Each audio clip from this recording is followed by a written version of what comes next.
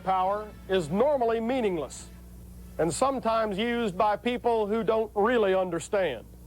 In fact, firepower consists of three separate and distinct components: volume of fire, combat range, and terminal effect. The history of small arms technology is the history of developments and advances in the three components. Since any weapon gains in one component at the expense of another, it also concerns the design trade-offs involved, how these trade-offs were incorporated into tactical doctrine, and how they affected the outcome of battle. Volume of fire is the number of rounds that a well-trained operator or crew can efficiently and accurately fire in 1 minute. This includes sustaining the fire for some period of time and putting the rounds on target. In a manually operated weapon, the soldier is the primary limiting factor in volume of fire.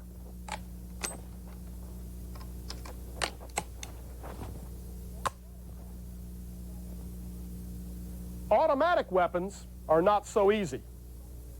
All automatic weapons have a cyclic rate of fire, which is an expression of the speed at which the mechanism functions.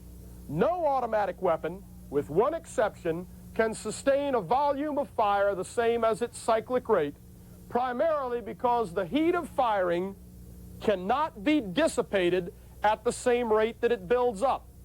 This can seriously damage or destroy the weapon. There are ways of combating it, such as a quick-change barrel, but each one brings its own set of advantages and disadvantages. As a good rule of thumb, most automatic weapons will have a sustained volume of fire somewhere between 1/6 and 1/3 of their cyclic rate. Combat range is expressed as a distance. Many interrelated factors have an effect on combat range. One is accuracy or shot-to-shot uniformity, so all subsequent rounds go in the same place that the first round did. Barrel length and velocity have absolutely nothing whatsoever to do with accuracy. Accuracy is a result of proper design and precision and uniformity in manufacture. In some cases, such as the flintlock smoothbore musket, accuracy will be the practical limit on combat range. Since the 1870s, trajectory has been the primary limiting factor. Further, trajectory gives rise to two divisions of combat range: battle sight range and adjust sight range.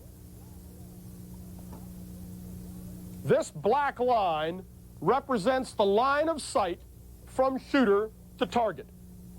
This is the barrel and front sight of a firearm.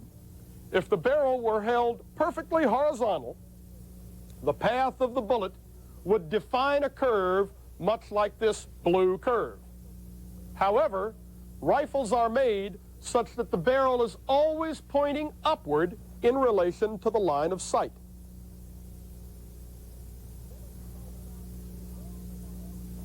The bullet starts out below the line of sight, travels upward and crosses the line of sight on the ascending branch of the trajectory. It passes through the maximum ordinate and then drops down on the descending branch, crossing back over the line of sight and falling away below it. In all cases, we want to aim between the breast pockets of the enemy and strike him no higher than the throat nor lower than the belt buckle.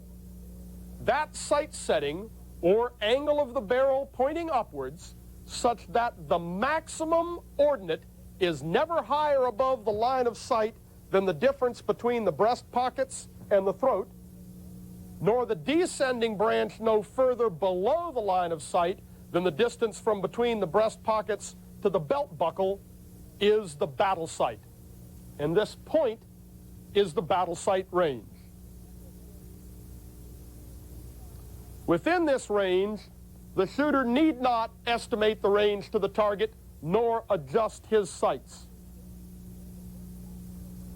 He simply aims between the breast pockets of his enemy, discharges the weapon without disturbing the alignment of the sights, and kills him. Battle sight range. For any target beyond this battle sight range, the shooter must adjust his sights. He estimates the range to the target and sets that range on his sights. By so doing, he is changing the angle of the barrel and the positioning of the trajectory curve in relation to the line of sight.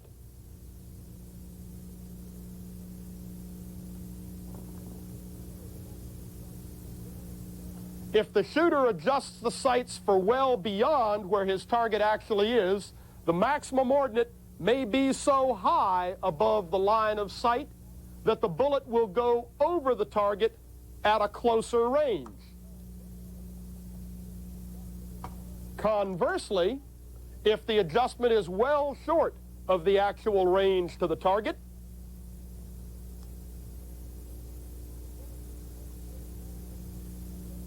the bullet may pass below the target. This trajectory is much more of a curve than people think. A .45-70, if fired with the barrel perfectly horizontal, will, in less than 500 yards downrange, drop more than 450 inches below the line of sight. Adjust sight range is that range such that the shooter can aim between the breast pockets of the enemy, make a 50-yard range estimation error or sight adjustment error, and still strike somewhere between the throat and belt buckle. Beyond the adjust sight range, the target can still be hit. However, range estimation must be more and more accurate. To review rapidly, battle sight range, the range within which all targets may be hit between throat and belt buckle, out sight adjustment, and adjust sight range, that range within which aiming between the breast pockets will result in a hit between throat and belt buckle, given no more than a plus-minus 50-yard range estimation or sight adjustment error. The curve of the trajectory is very important. Anything which reduces the drop of the bullet and thereby flattens the trajectory will result in an increase in both battle sight range and adjust sight range. There are two primary ways of doing this. One is an increase in muzzle velocity, and the other is an improvement in aerodynamic efficiency. A bullet traveling downrange is constantly decelerated by air resistance. A round-nosed bullet will suffer great deceleration. By streamlining the nose of the bullet into the Spitzer shape, the designer significantly increased the aerodynamic efficiency and reduces the loss of velocity. This aerodynamic efficiency is generally expressed as a decimal number called ballistic coefficient. The higher the ballistic coefficient, the more aerodynamically efficient the bullet. Other factors besides accuracy and trajectory affect combat range. The leader and the user of the weapon have the ability to change some of these. Training and acquisition of a sight picture, adjustment of sights, and range estimation will have a direct effect on combat range. If the shooter can hold a small error in range estimation and sight adjustment, or is trained to spot the fall of his rounds on the ground and use that as a basis for further estimation and adjustment, the adjust sight range will be increased. Before we leave combat range, one other point must be made.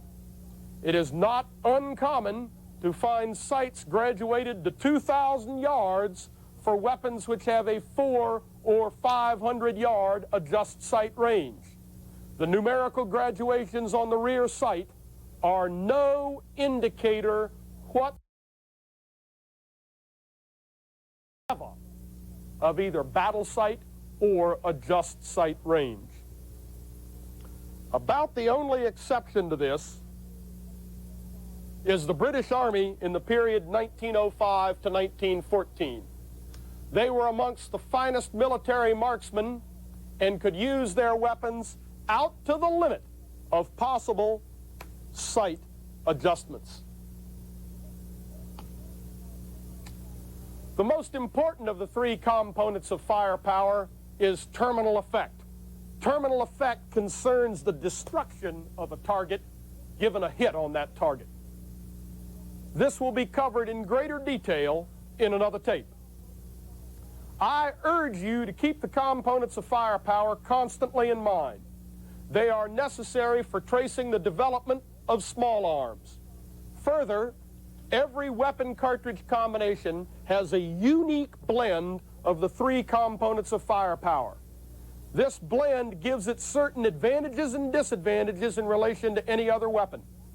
In no small measure, the tactical outcome of battle has been decided by the advantages and disadvantages of one nation's weapons against another, the leader's understanding of what those advantages and disadvantages were, and how to make them work for him. In future tapes, combat range and volume of fire will be shown on a standardized chart format such as this. The blue bar indicates the battle sight range, while the orange bar is the extension for adjust sight range. The volume of fire will be given as a number.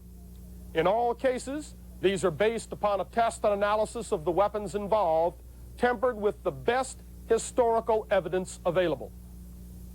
Your impression of the weapon should be taken both from the range film and from the chart.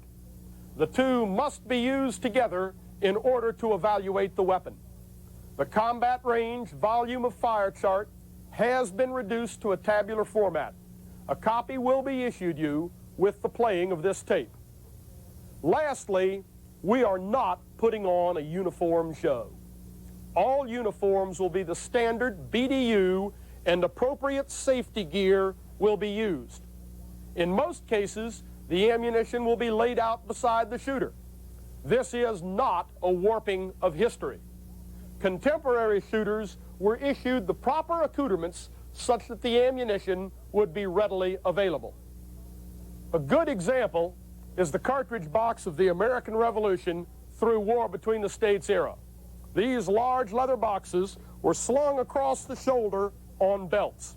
When in battle, the shooter put the cartridge box in front and used his canteen strap and other equipment to hold the strap of the cartridge box firmly against his body. He also broke the flap of the cartridge box back, tucking it behind his waist belt so that it would remain stationary. If the shooter could find his belt buckle, he could find his ammunition. In sum, the three components of firepower are volume of fire, combat range with its two divisions, battle sight range and adjust sight range, and terminal effect. They are essential as threads of continuity in the study of the history of military technology and its relation to the outcome of battle. We hope you enjoy the tapes.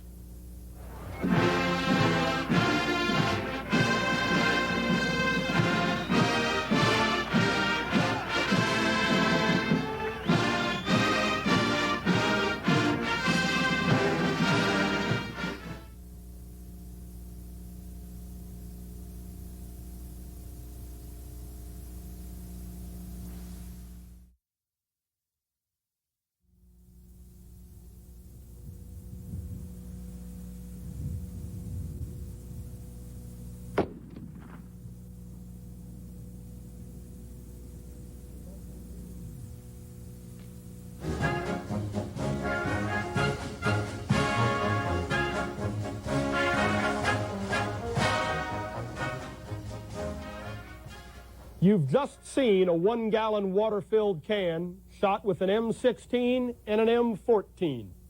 Many will have you believe this proves the M16 to have the greater terminal effect. In fact, what you've just seen is a trick that omits a good portion of the truth. Any projectile striking a fluid medium tends to cause a temporary cavity or displacement of the fluid because the fluid itself is non-compressible. When the fluid is placed in a rigid yet weak container, such as a turpentine can, the temporary cavity will normally rupture the can. As certain factors increase, the rupture becomes more spectacular.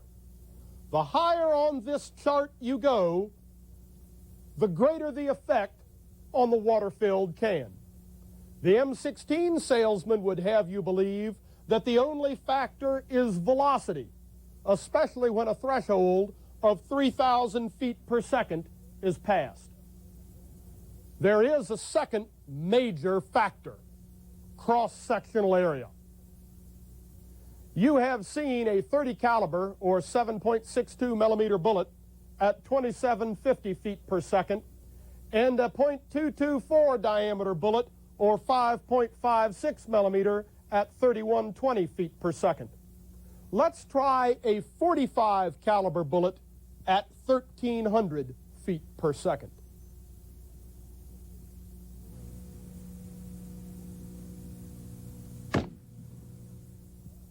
The velocity is low, but the destruction looks all right. Let's try a .75 caliber bullet like the Brown Bess musket ball with its much greater cross-sectional area at 1200 feet per second.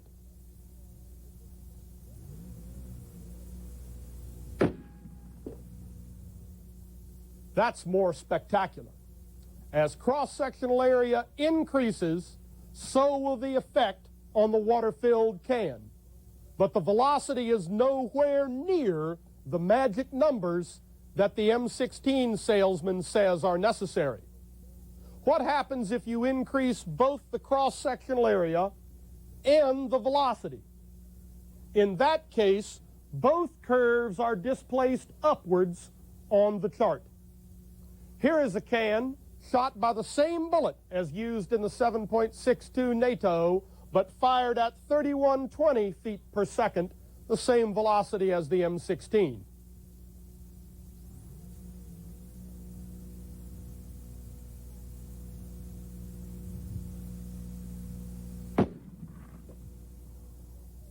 Let's try one more. The same .45 caliber bullet you saw before, but at 2400 feet per second. Notice the shock is so great that the cinder block on which the can sits is also shattered.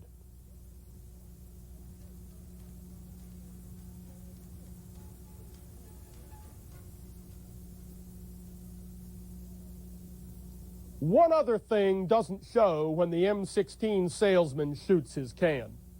He always shoots at close range where the velocity is high. But after the bullet has traveled 100 or 200 yards downrange, it has decelerated due to air resistance. In fact, when the M16 bullet gets 100 yards downrange, it has decelerated to the muzzle velocity of the M14.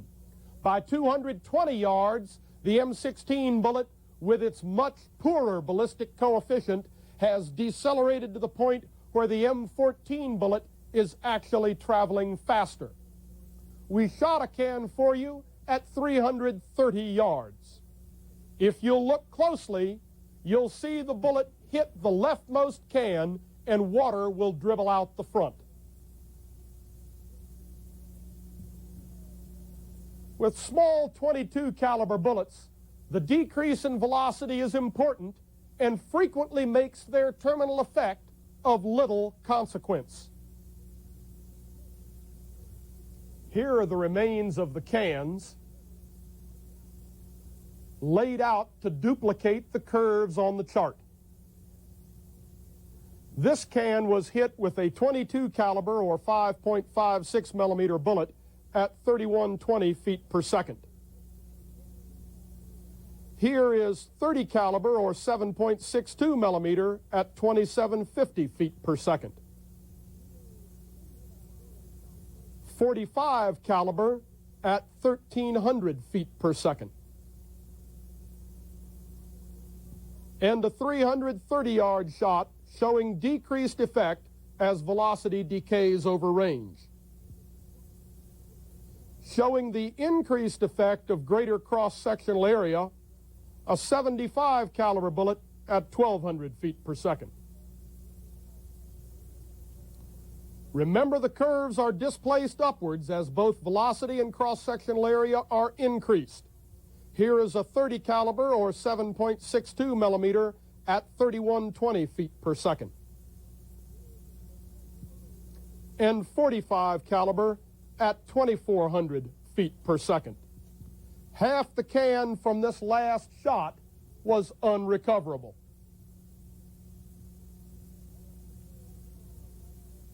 Throughout history, nations have rarely declared war on water-filled cans. Man is normally the enemy, and man does not react like cans of water or blocks of gelatin.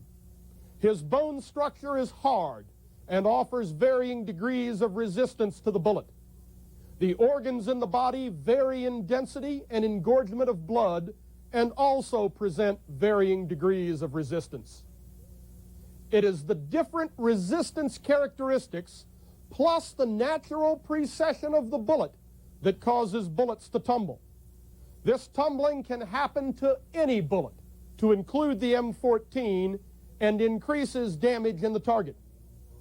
Damage is likewise increased when bone or equipment is hit, as bone chips and equipment fragments are driven through the body as secondary projectiles.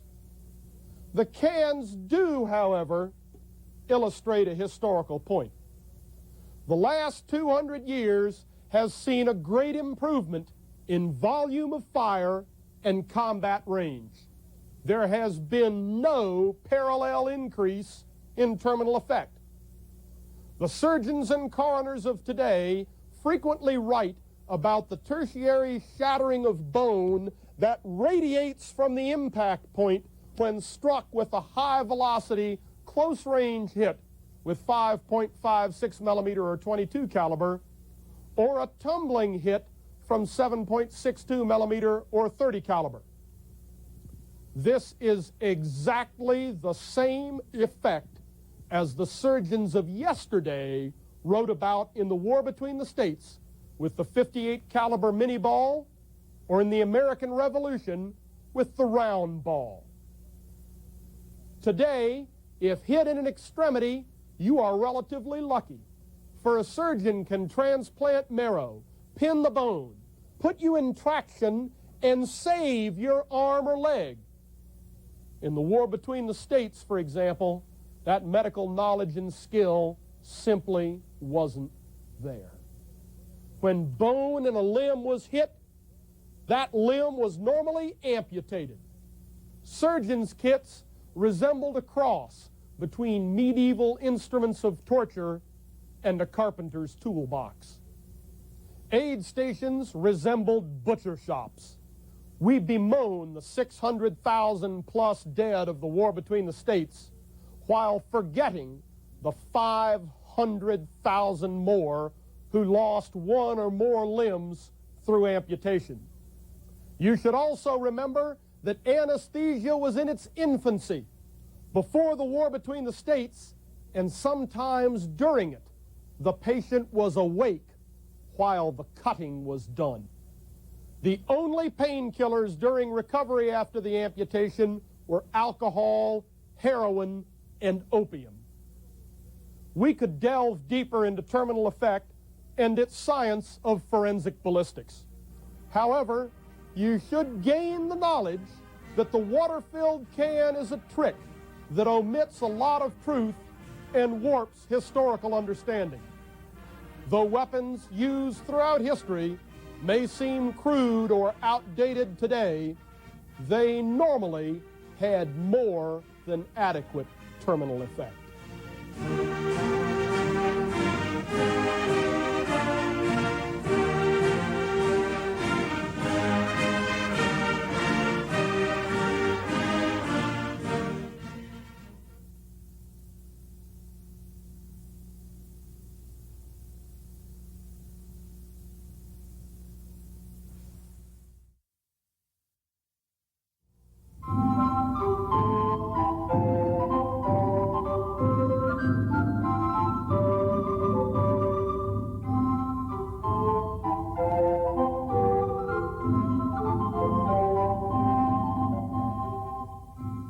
Black gunpowder, a charcoal, sulfur, and saltpeter concoction, was invented sometime during the 11 or 1200s AD. Contrary to popular belief, it did not immediately revolutionize the art of warfare. Man required many years to learn how to harness gunpowder for military use. The first gunpowder weapons were nothing more than tubes tied to a piece of wood. By the 1500s, these had evolved into the matchlock musket, or arquebus. Our sample today is a reproduction Swedish matchlock of the 30 Years' War. Its bore has been made smaller than the original so as to increase the thickness and strength of the barrel walls. However, it will suffice for our teaching purposes today. The average matchlock weighed between 15 and 30 pounds and was fired from a forked rest. They generally were not configured for shouldering and aiming as a rifle is made today. The name matchlock is quite descriptive of its method of ignition. A touch hole was drilled through to the interior of the barrel and a pan mounted outside the barrel just underneath the touch hole. After loading the weapon, the pan was filled with powder and a burning match, a cotton rope soaked in potassium nitrate solution, was placed in a holder above the pan.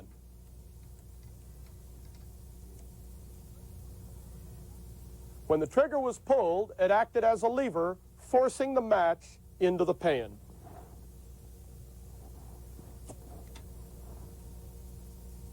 The loading procedure was slow and cumbersome. First, the soldier stuck his rest in the ground and hung his burning match over the rest or wrapped it around his helmet. He then poured the propelling charge down the barrel.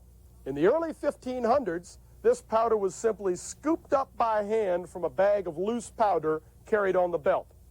By the late 1500s, powder horns were in use, and the powder was poured into a measuring cup and then poured down the barrel. By the time of the 30 Years' War, Gustavus Adolphus had instituted the use of the bandolier. This bandolier was a belt slung over the shoulder from which a number of wooden powder bottles were suspended. Each of these bottles contained one propelling charge. After pouring the powder down the barrel, the shooter then placed a ball in the muzzle of the barrel, withdrew the ramrod, and forced the ball down against the powder. The ball was normally cast a great deal undersized so that the weapon might be easily loaded after the barrel had become fouled by the residue of the black powder. The shooter then brought the weapon level, placed it in the rest, and put a good deal of priming powder in the pan.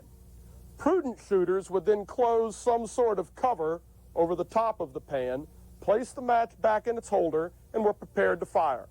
From this point forward, the weapon had to be kept basically level, especially after the pan was uncovered, and the shooter had to blow upon the match to ensure that it was burning brightly.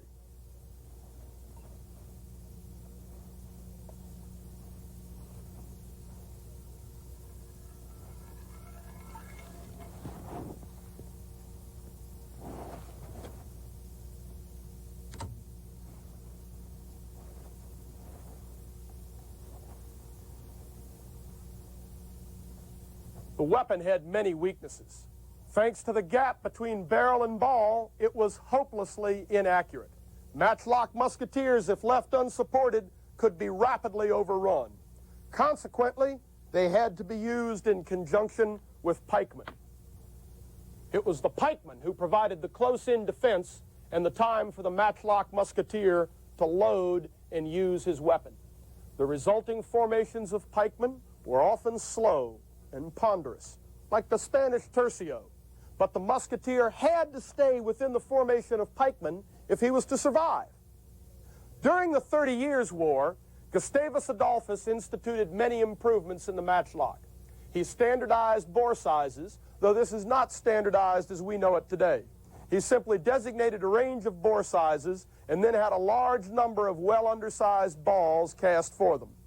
This allowed the musketeer's assistant, who normally carried lead ingots, bullet molds, and other equipment, to discard this paraphernalia and become a musketeer himself. Further, the bandolier did increase the volume of fire of Gustavus's musketeers. Lastly, Gustavus changed the ratio of musketeers to pikemen. Though he increased the number of pikemen in relation to musketeers, he actually greatly increased the overall volume of fire due to his other improvements. In this photograph, you'll note the musketeers practicing up front, while in the background you can see the dense formations of pikemen. Given this increase in the volume of fire, Gustavus made his units smaller and more maneuverable on the battlefield. In practice, especially with the tercio, it looked like a giant armored hedgehog waddling up to some target and then slowly but surely wearing it away with matchlock fire and jabs of the pike.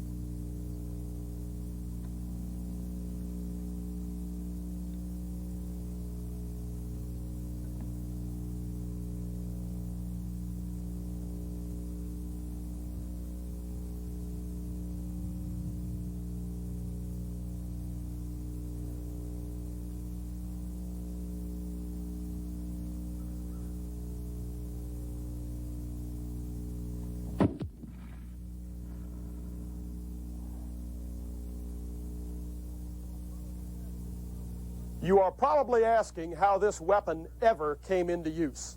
The longbow obviously outranges and outshoots the matchlock. However, you are not considering plate armor. It was the rapidly increasing thickness of plate armor in the late 14 and early 1500s that rendered the longbow relatively obsolescent. Keep watching and you'll see what the matchlock does with the plate armor of our armored horsemelon.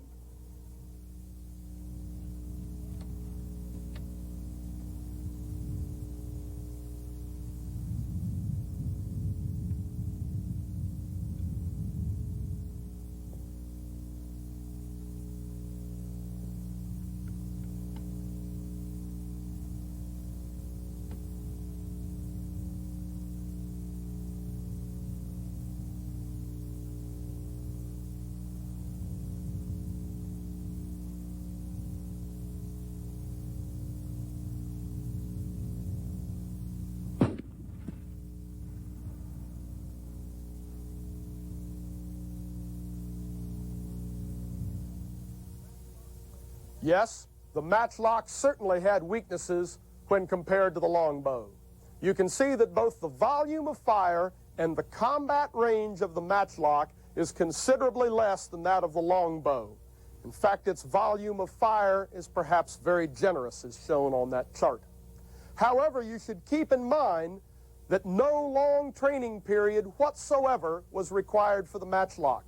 This contrasted with the 7-year-plus training required to make a longbowman. Further, by the late 1400s, the longbow was having trouble penetrating the plate armor on the breasts, helmets, and other areas of the armored horseman. These U.S. Army helmets are a good example. We fired 7 longbow arrows at this helmet trying to get a penetration. Every one ricocheted to include 3 fired inside, either shattering away the front of the arrow, or when we used hardened steel drill rod, bending it. We finally got 1 longbow arrow to penetrate by firing inside the helmet, and it penetrated that far. The matchlock overcame this problem. If it did not penetrate, then the shock delivered would certainly unhorse the rider and probably do grievous bodily harm. Remember that our sample matchlock fired only a 610 diameter round ball, the exact thing we hit these 2 helmets with. Most arquebuses and matchlocks of the day fired a ball 40% larger in size with more than double the weight and still at the same velocity.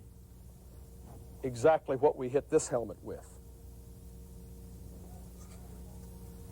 Yes, the matchlock may be slow, awkward, and crude, but from the Battle of Pavia in 1515 until the late 1600s, the matchlock, with its protecting pikes close at hand, ruled the battlefield.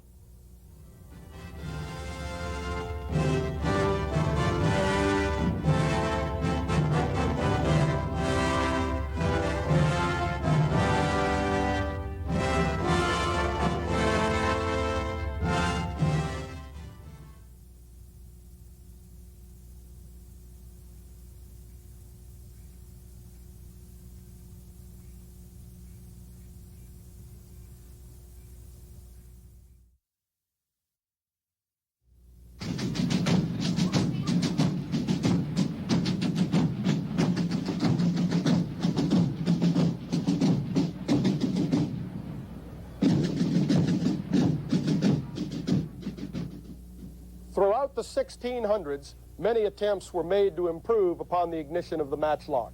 Some of these you might be familiar with, such as this wheel lock. Though very reliable, the wheel lock was slow to operate, expensive to manufacture, and difficult to maintain in the field. The wheel lock used hardened iron and a lump of iron pyrite in order to throw sparks and ignite the charge.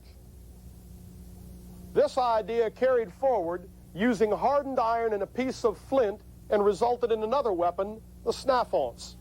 After suitable modification, this evolved into the flintlock. Our sample today is a reproduction of a British Brown Bess and is quite representative of all flintlock smoothbore muskets. Though it may look a bit strange today, the flintlock was, for its day and age, quite simple and reliable. A hammer was mounted on the side of the weapon, powered by a spring and released by a trigger. This hammer had a set of screw jaws which held a piece of flint rigidly in place.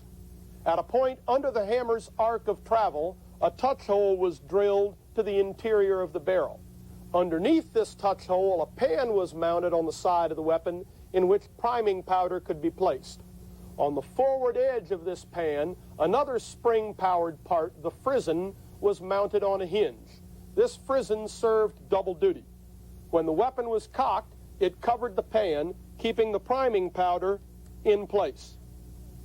When the hammer was released and traveled forward, the flint struck the upper wing of the frizzen, causing sparks and knocking the frizzen forward.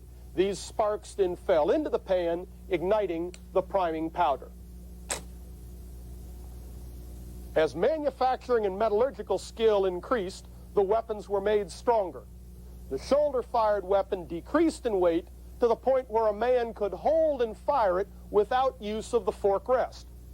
Many methods of combining the pike with a firearm were tried, such as this plug bayonet.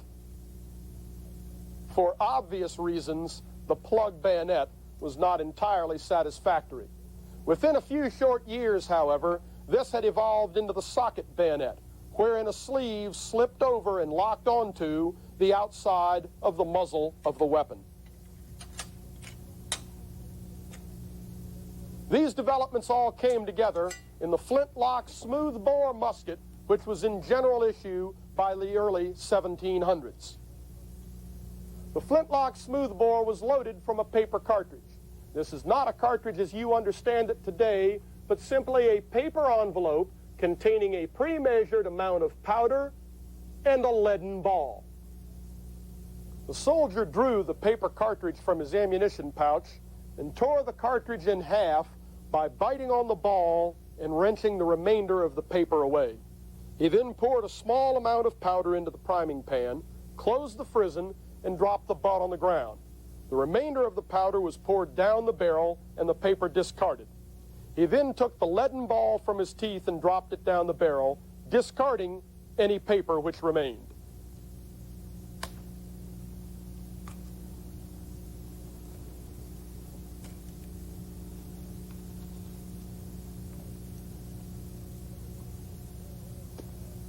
You should note that though the bore of the Brown Bess ran from 73 to 75 caliber, it fired a 69 caliber ball. All flintlock smoothbores used balls of similar undersized dimensions. This was done because black powder, a mixture of charcoal, saltpeter, and sulfur, left behind large quantities of fouling in the barrel. If the weapon was to be loaded after 4 or 5 shots, this gap between the ball and barrel had to exist or the ball could not be rammed home. After dropping the ball into the barrel, the soldier withdrew the ramrod, rammed the ball home, and returned the ramrod underneath the barrel. He then placed the weapon to his shoulder and pulled the trigger. You should also understand that the soldier did not aim. The sloppy fit between barrel and ball made the weapon hopelessly inaccurate. Aiming, therefore, was really of no consequence whatsoever. What you think is a front sight mounted on this weapon is in fact a bayonet lug. It couldn't be placed on the underside of the weapon because that's where the ramrod had to go. In use, the whole thing looked something like this.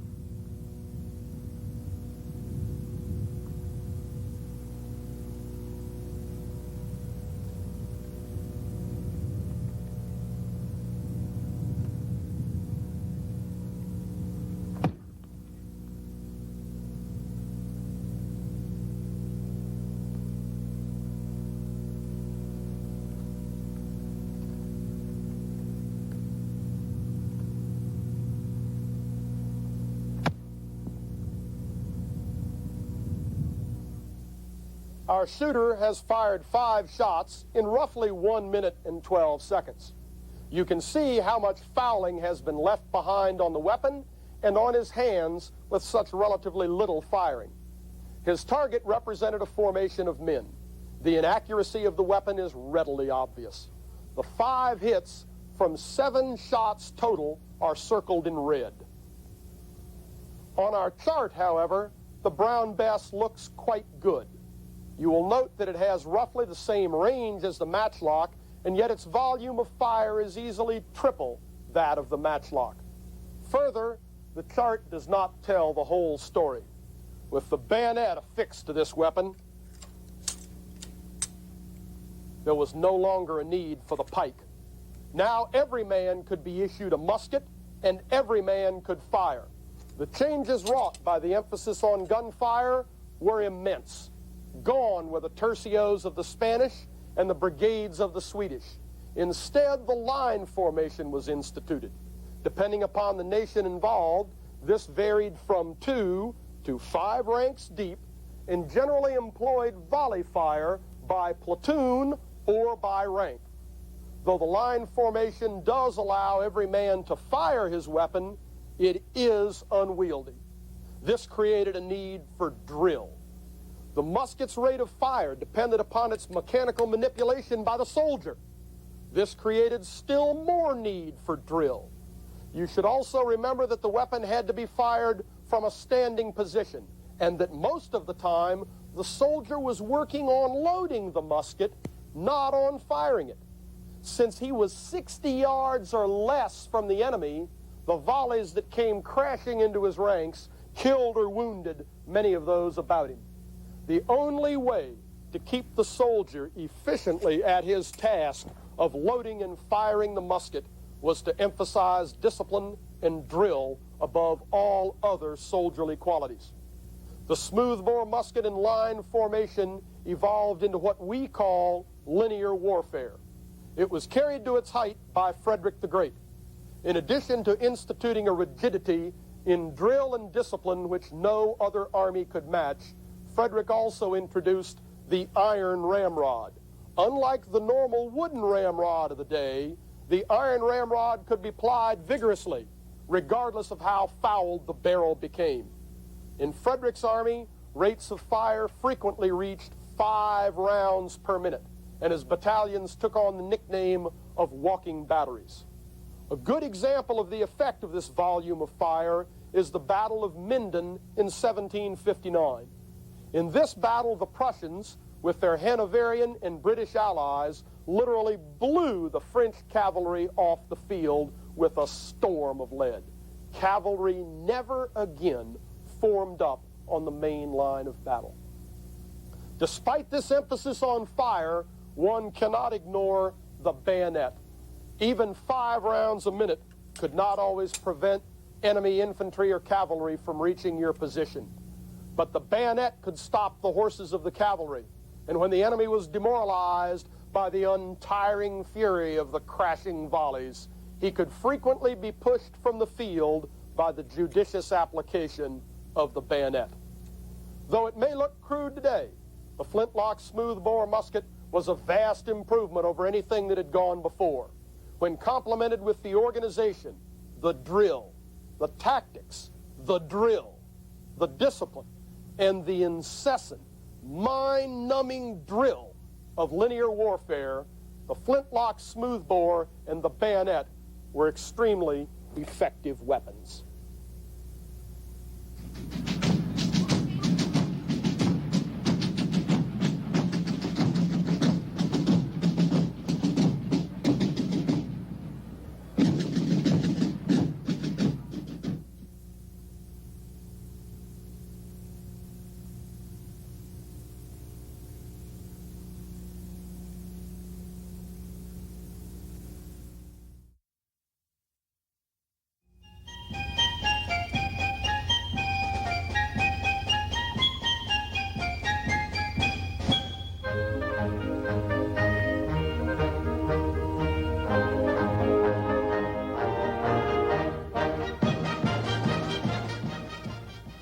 Many people labor under the notion that the American Revolution was won by a group of sturdy backwoodsmen armed with the Kentucky rifle.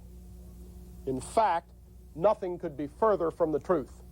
Though backwoodsmen armed with Kentucky rifles did fight and win one battle, Kings Mountain, the vast majority of the combat in the American Revolution was linear warfare on the European model. The American Revolution was won by the Continental line,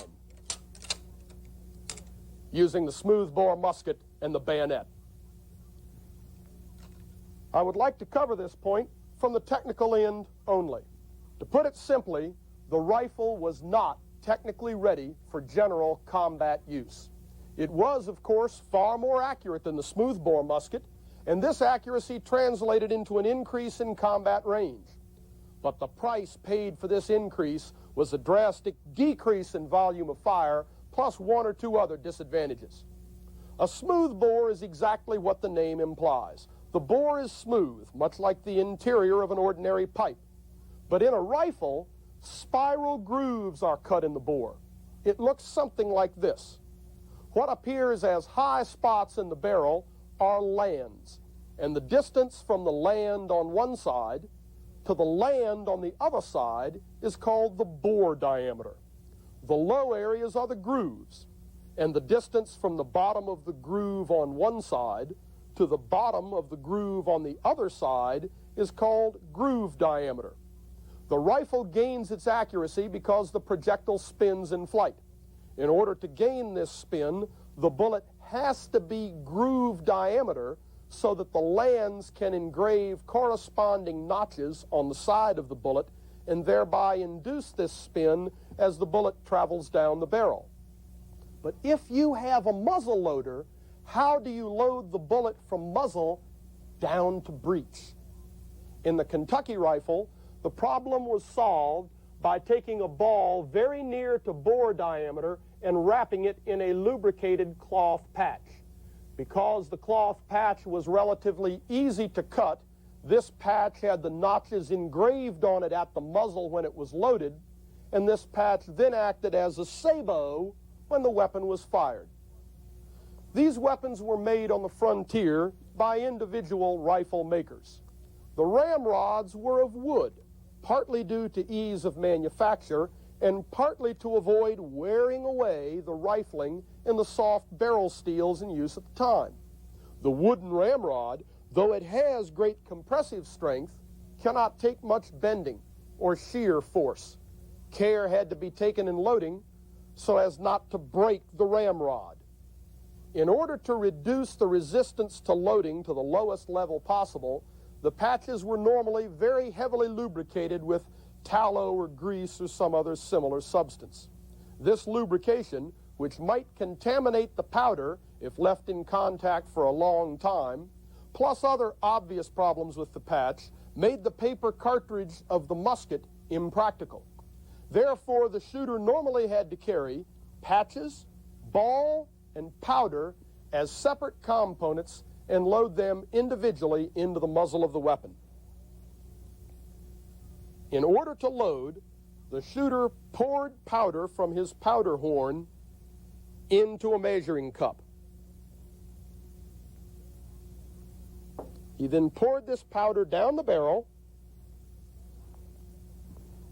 centered a patch on the muzzle, centered a ball on the patch, started it in the muzzle with his thumb, and then used a starter ramrod.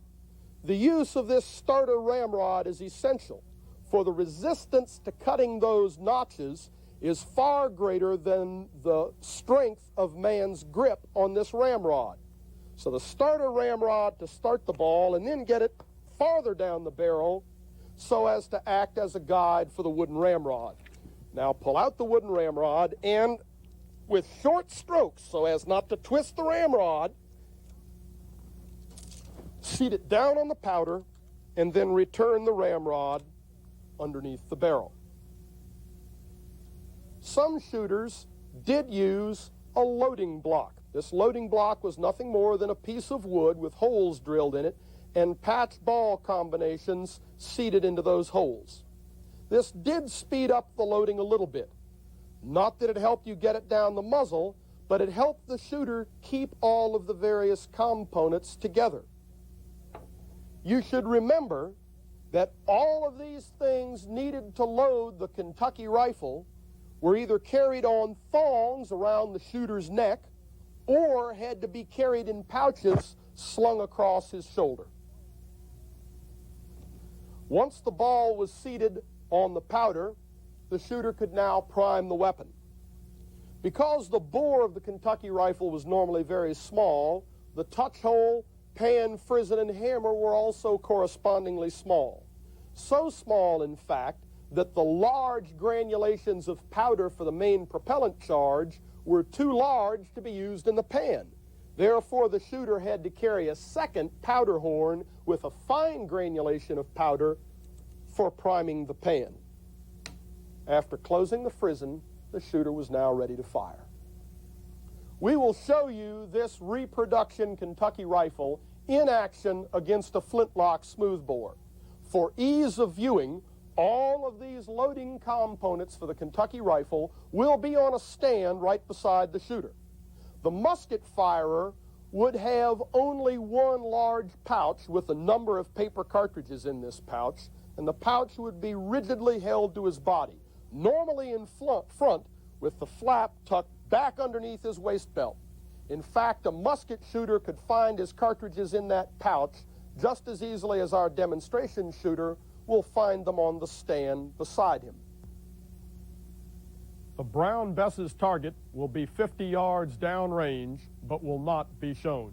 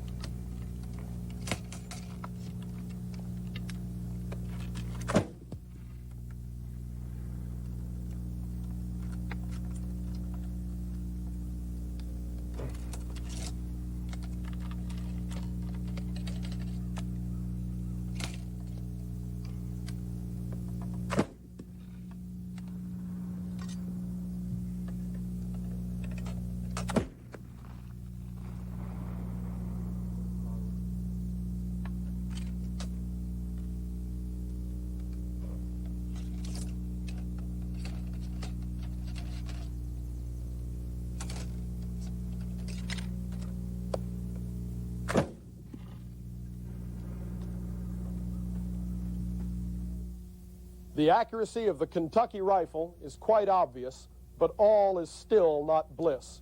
Adjustable sights had not then been invented.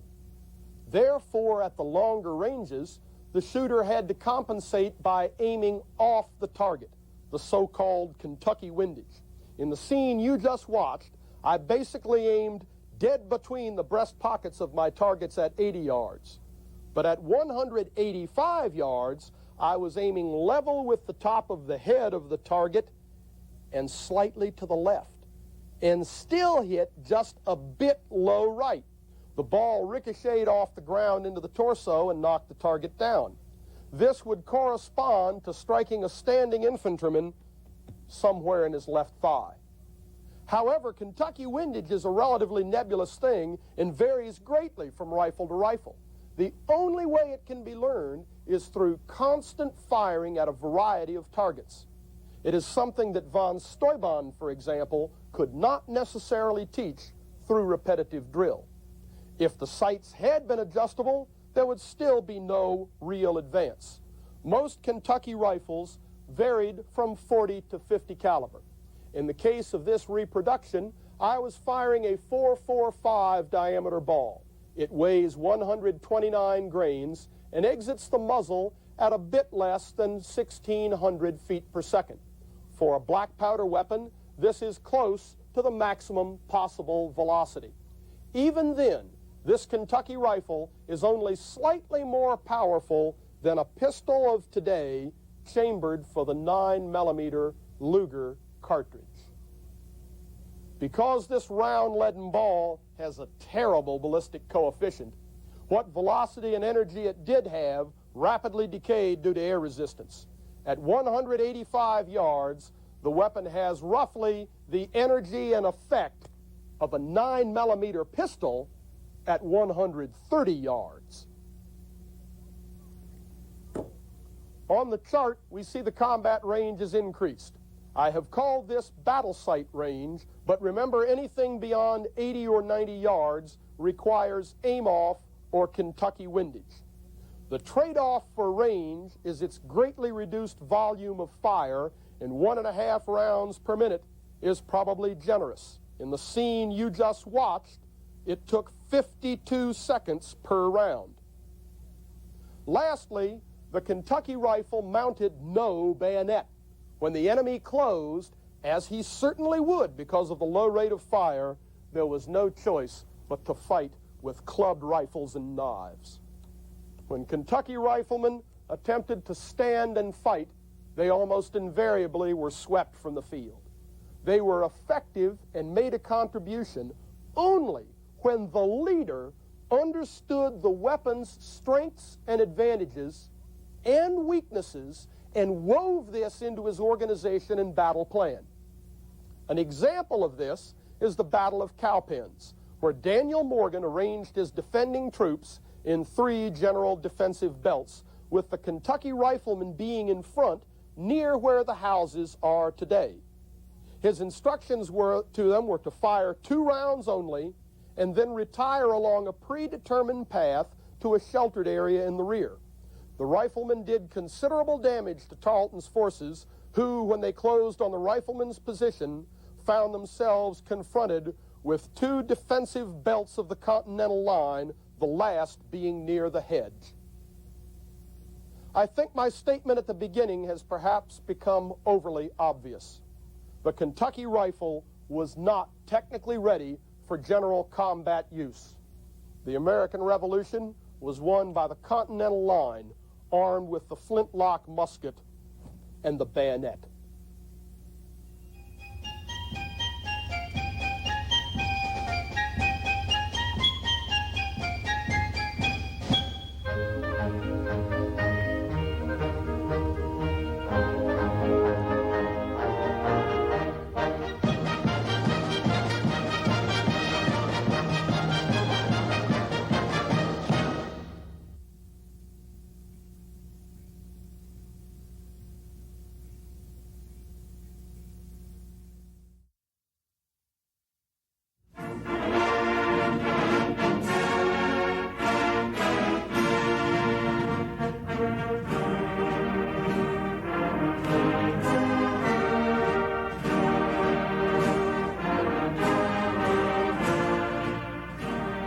You are looking at a photograph of a U.S. Army soldier of the 1880s on the rifle range. He is in the Creedmoor position, the equivalent of our prone position today, and used for shooting at over 600 yards. The 1870s and 80s saw the growth in the U.S. and Britain of a feverish interest in rifle marksmanship. Almost all rifle matches included stages of fire at 600, 800, and 1,000 yards.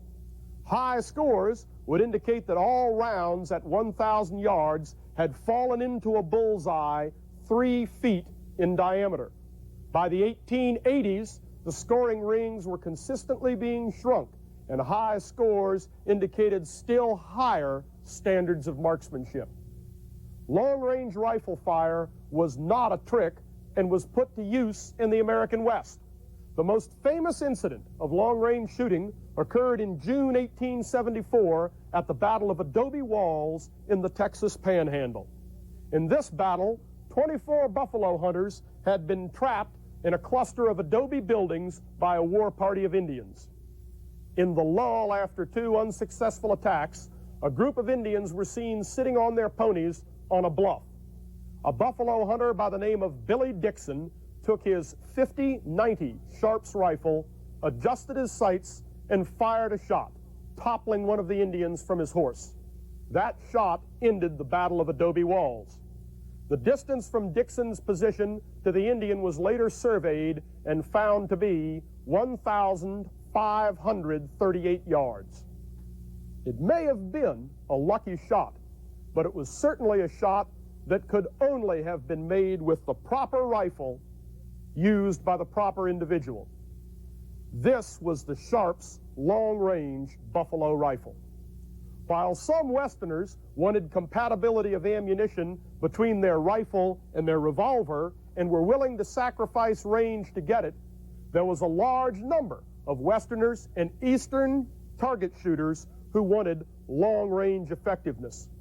For this long-range effectiveness, they paid a price in a slightly reduced volume of fire, greater weight of the weapon, and more money spent on ammunition consumed in practice.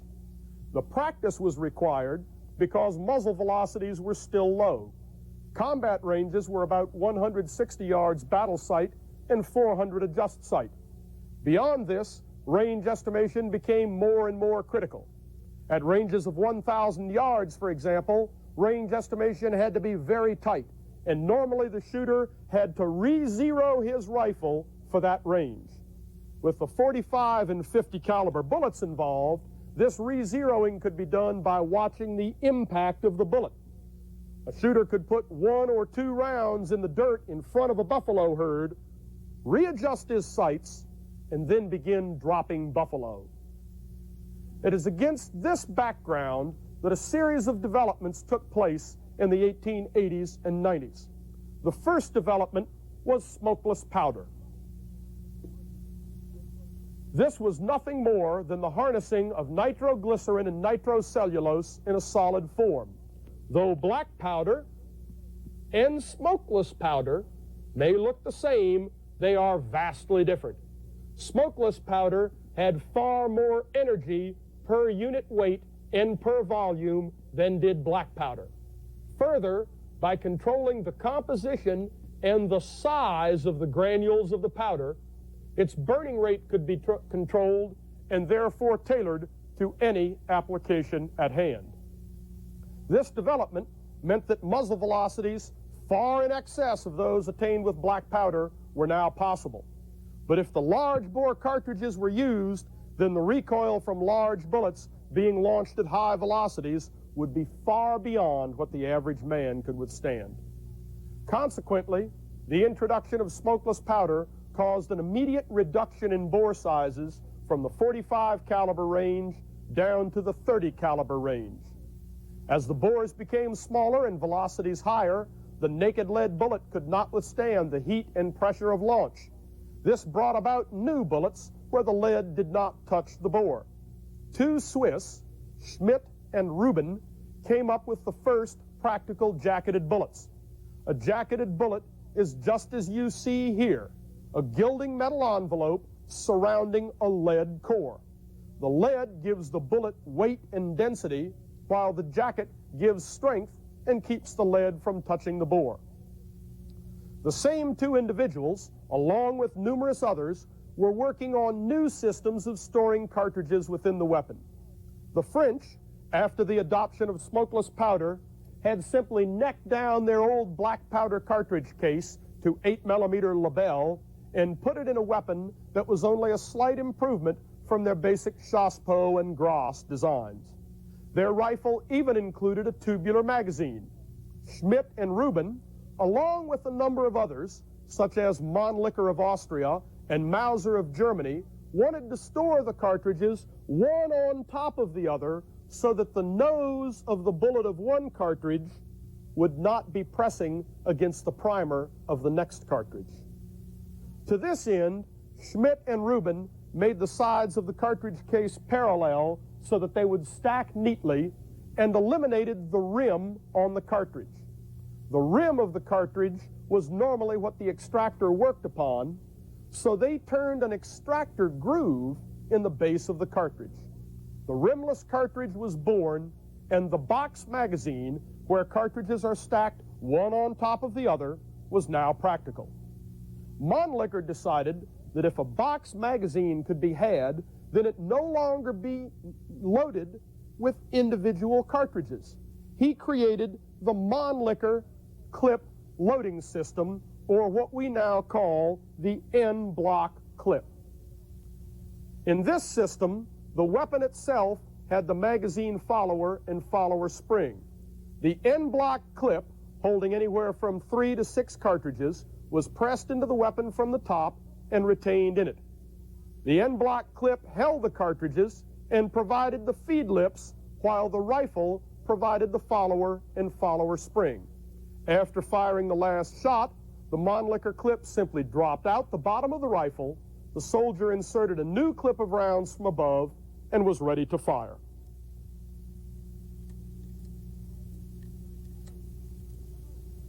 By 1893, Mauser had improved this still further by discarding the single column, that is, cartridges stacked one above the other, and creating the staggered double column box magazine. The advantage to this was that the magazine was wholly within the rifle and virtually immune from handling damage. Further, the feed lips were milled into the steel of the receiver, thereby being much stronger than the flimsy sheet metal of the en-bloc clips. In order to load this magazine rapidly, Mauser designed the stripper clip. This clip holds 5 rounds and is inserted into the weapon from above. The rounds are then pushed into the magazine and the stripper clip discarded.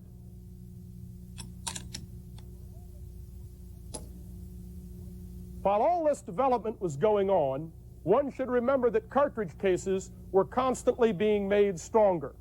Further, the metallurgical industry and the machine tool industry were enjoying rapid advances in the 1880s and 90s. Alloy steels were being introduced, and man's knowledge of heat treatment of steel was improving. The improvements in the machine tool industry meant that products could be made in larger quantity and with much greater precision. Without going into the history of specific weapons, the industrialized nations of the world all had magazine-fed bolt-action rifles of one sort or another by the 1890s. One might ask, however, the black powder breech loaders were regularly shooting to 1,000 yards. What advantage did the bolt action have over them? Watch the following scene carefully. See if you can spot the advantages.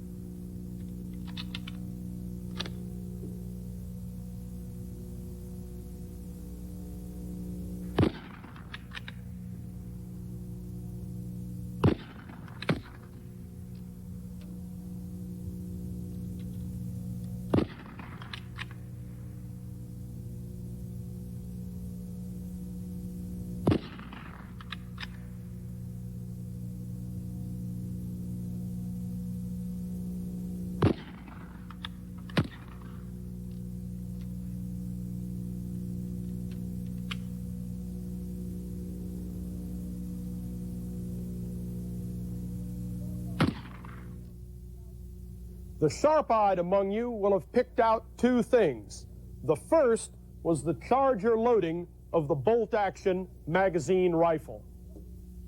The other factor is more subtle, though perhaps more important. You should have seen that out to 330 yards, the bolt-action magazine rifle fired from battle sight, while the black powder breech loader had to adjust sights. This is due to a number of factors. The bolt action was much stronger and could withstand higher pressures.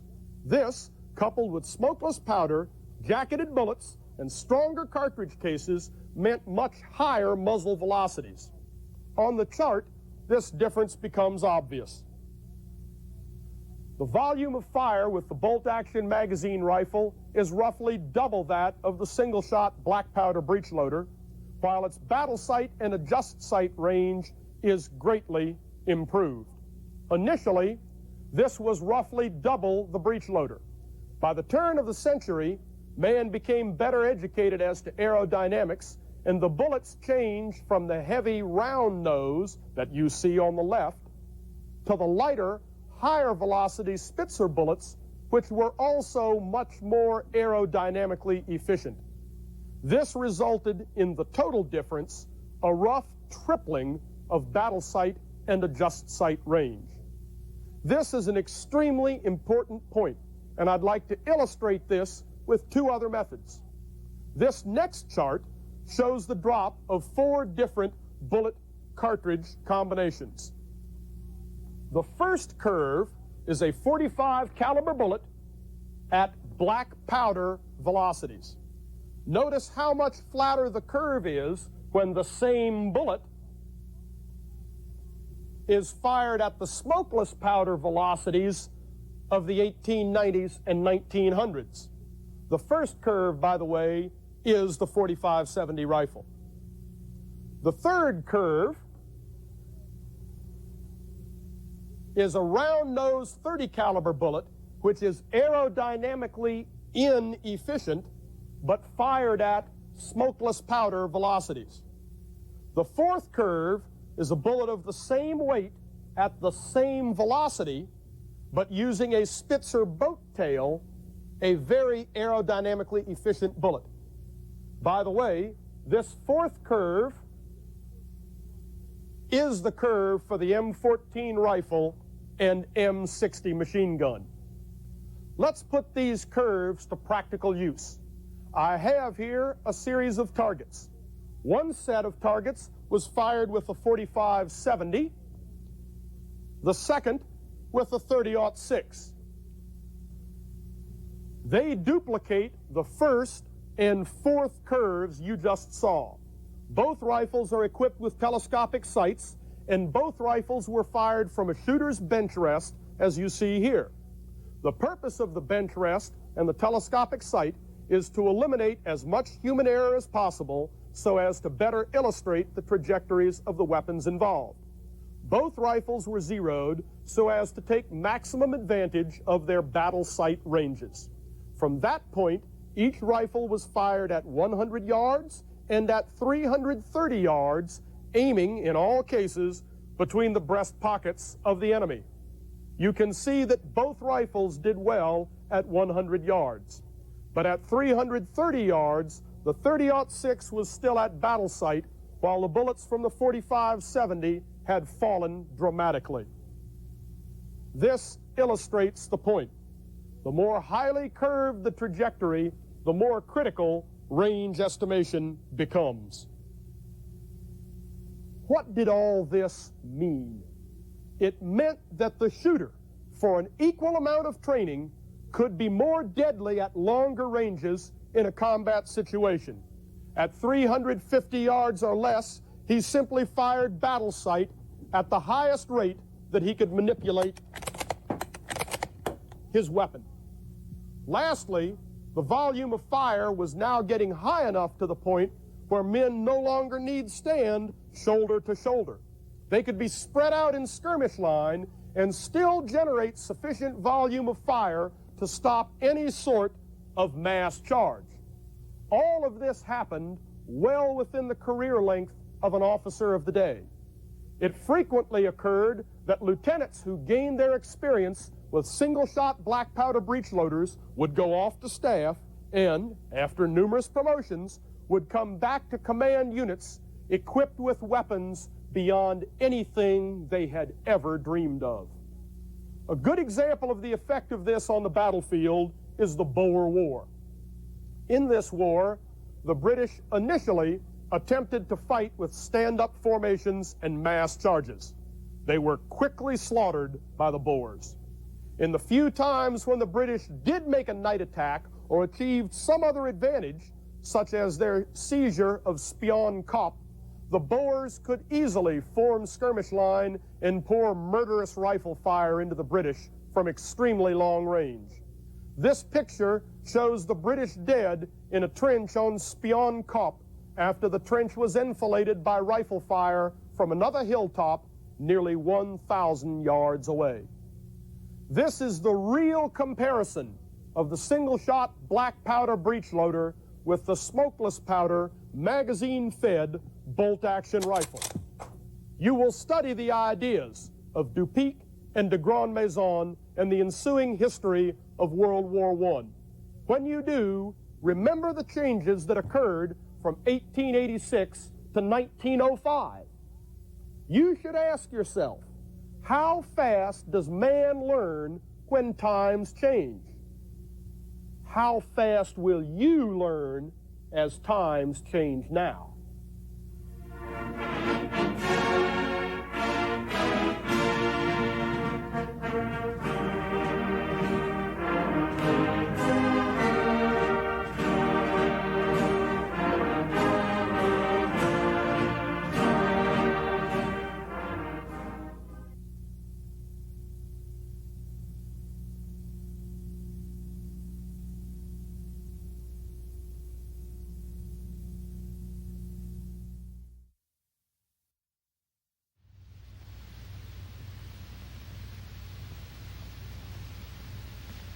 Talk to veterans of the African and Sicilian invasions.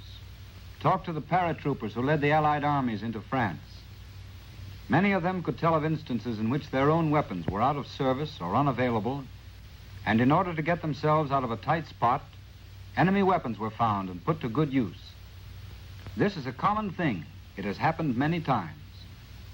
So, along with the 1,000,001 lessons the Allied soldier has to learn, there must be added at least a brief glance at the 7 basic infantry weapons of the German. His standard infantry rifle, the familiar Luger pistol carried by officers, his Tommy gun, his potato masher or stick grenade, light and heavy machine guns, and his heavy mortar, the 81 millimeter. If you are familiar with the Springfield 1903 service rifle, as you may be after stripping and cleaning it for 100 inspections, you'll have very little trouble in using this standard infantry carbine 38, the Mauser. In fact, our Springfield has a modified Mauser action. Bolt action, magazine fed, rear sight, a leaf with an open V-notch. Slides on a ramp graduated from 100 to 2,000 meters. There is no adjustment for windage. A special feature is the manner in which the sling is attached to the side of the rifle. On the end of the bolt plug is the safety, operated very much like the Springfield. Cock the piece by sliding the bolt forward and locking it into battery. Move the safety lock left, the rifle can be fired and the bolt worked. Move the lock to the right, and it is on safety with the bolt locked. With the lock upright, it is still on safety, but the bolt may be worked. Even in loading, there is a close resemblance to the U.S. rifle. If the German 7.92 millimeter or 31 caliber ammunition is available, open the bolt and press the cartridges down into the magazine.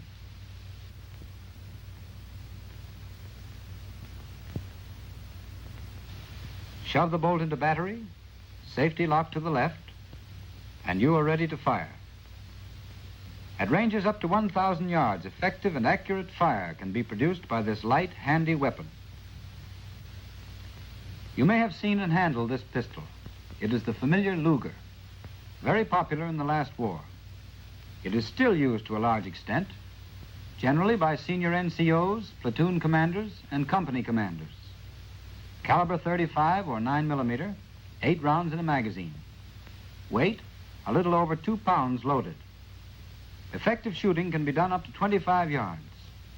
The muzzle velocity is 1,040 feet per second. Holding the pistol in firing position, the safety is on the left side, easily operated with the thumb. Pushed down and to the rear, that exposes the word gesichert, the German way of saying on safety. Loading and firing, use the same procedure as if handling a Colt 45. Insert a full magazine in the butt and shove home till it clicks. In order to charge the pistol, grasp the 2 round knobs behind the breech block. Pull up and to the rear. Let go. This operation carries a cartridge from the magazine into the chamber. When the chamber is loaded, the extractor projects above the level of the top surface of the breech block. The word geladen, loaded, is exposed on the left side of the extractor. To eject a cartridge, pull the milled knobs of the toggle joint back as far as they will go, like this. Snap the breech back into place. You are ready to fire. The 9mm parabellum ammunition for the Luger can be American, British, or German make. The MP-40, Schmeisser machine pistol, a cheaply made equivalent to the U.S. Thompson submachine gun. The Germans developed it for their paratroopers after it had stood tests in the Spanish Civil War. By this time, it has been widely distributed among all combat units of the Army. The principle of operation is known as straight blowback. That is, fired from an open bolt, the pressure in the barrel forces the bolt back, empty cartridge is ejected, the spring then forces the bolt forward, chambering and firing a new round. Firing is full automatic only. The safety is a notch marked S in the cut made for the charging handle. Pull the handle back, then push it up into the notch. At best, this is not a reliable safety, as a good jolt might easily dislodge it. Sights, 2 rear sights, one fixed for 100 meters, directly behind it a folding leaf set for 200 meters. Designed for both close and medium range combat, it is equipped with a folding stock. Here is the thumb catch. Press it, and the skeleton stock folds back and snaps into position. To load and fire, pull the charging handle back and into the safety notch. A loaded magazine is inserted in the feedway, here. It will snap into place. Disengage charging handle from safety notch. You are ready to fire. Notice that the magazine can serve as a grip for steadier operation. The ammunition is standard 9mm or 35 caliber parabellum, which incidentally is used in all German pistols and submachine guns. The potato masher is the grenade that you will find in general use among the Germans. The head consists of a thin iron casing filled with explosive. It is screwed on the wooden handle, through the center of which runs a double length of cord. One end of the cord is attached to a lead ball, which is part of the friction igniter system. At the other end is a porcelain ball, which is exposed by unscrewing the metal cap on the lower end of the handle. Delay fuses are set to 4 or 5 seconds. The friction igniter detonator system is charged by putting the detonator into the open end of the delay fuse. The head and handle are then screwed together. When the grenade is armed and you are ready to throw, this porcelain ball is pulled out as far as it will go. In attempting to put these grenades to use, watch out for the common German trick of using them as booby traps. They do this by removing the delay fuse. So make a test of one or even several that you may find. Install it at a safe distance, and remember, its blast is dangerous within 14 yards. Attach a cord to the porcelain ball and pull. If there is a 4 or 5 second delay, you know that they are safe for use. The first of the 2 machine guns to be reviewed in this film is the MG-34. MG stands for Machine Gewehr, or machine gun. All types of German units are equipped with this flexible all-purpose gun, which is not directly comparable to any U.S. or British weapon. Seen here is the bipod mount, but it can also be used as a heavy machine gun on a special tripod with elaborate sights, or on an anti-aircraft mount. Ammunition, 7.92mm or 31 caliber, same as that used in the infantry carbine 38. Cyclic rate of fire is from 800 to 900 rounds per minute. This belt holds 50 rounds and may be connected with another, or in a series of several. Made of non-disintegrating metallic links, refilled many times, the belt feed is still only one of several feed systems with adapters found in use with this gun. Standard sight for use with the bipod mount is the vertical leaf sight with open V-notch. Graduations are from 219 to 2,187 yards. Safety. The small lever on the left side just over the trigger. Remember that when the F is exposed, the gun is in a position to fire. When the S is visible, it means that the weapon is on safety. F for fire, S for safety. Even with the feed cover down, this gun can be loaded conveniently. But in order to better examine the feed system, let us load with the cover raised. We push forward on the cover latch, here on the rear of the cover plate. We see that this gun is left-hand feed. You may also find them with right-hand feed. Allowing 2 empty links as tabs with which to hold the belt in place, set the first cartridge against the left side of the cartridge holding pawls. Close the cover securely. Cock the gun by drawing back on the charging handle, back as far as it will go. Now always remember to return the charging handle to its forward position. Unless this is done, you are in danger of injury to the hands and wrists when the bolt drives forward to engage the first cartridge. Check the safety lever to see if you're ready to fire. The F for fire is revealed. The gun is ready for use. Here is the double trigger. Top trigger is for single shot, sometimes used to simulate a lone rifle. The lower position is for full automatic fire. After firing from 250 to 300 rounds, a new barrel is installed by a very simple device. The gun is cocked, set on safety.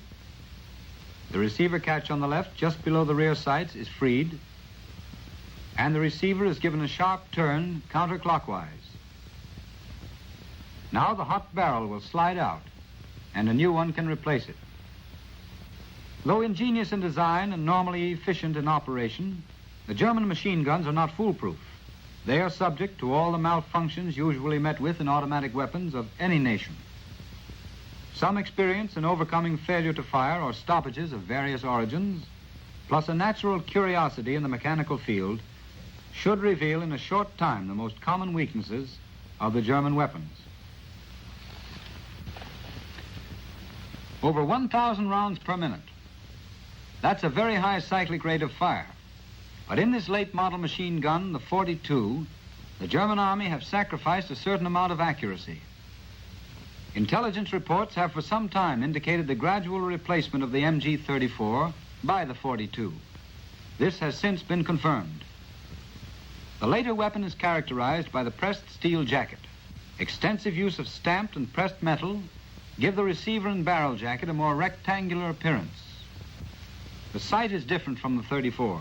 It slides on a ramp. The charging handle is larger and grooved to fit the hand. The device for replacing the barrel has been changed. Note the handle on the right side and the improved method of effecting this operation. The special trigger for single shot or semi-automatic fire is absent in the 42. Lastly, a bolt action which has been designed to give a higher rate of fire. Here's a German weapon that should give a good account of itself in Allied hands. It is so similar to the U.S. Army 81mm mortar that anyone familiar with that weapon could, after a little practice, put the German weapon to effective use. A muzzle loader with firing pin at the breech end of the tube. It weighs 125 pounds, throws a 7 3/4 pound shell effectively at from 425 to 1,300 yards. For a short period, a firing rate of 6 rounds in 8 or 9 seconds can be maintained. For handling and transporting, it is broken down into 3 parts: base plate, the tube, and the bipod with transversing, elevating, and cross-leveling mechanisms.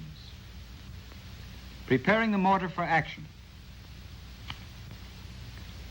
Set the base plate on the ground. Set the ball-shaped end of the tube into the base plate socket, flat section to the side. Turn the tube in the socket until the spring-actuated bolt is on top. The bipod now goes into position. See that the bipod legs are parallel to the line of the forward edge of the base plate. Now open the mortar barrel clamp. Set the elevation so that 1/3 of the elevating screw shows above its tube, and place the barrel inside the clamp between the 2 position marks.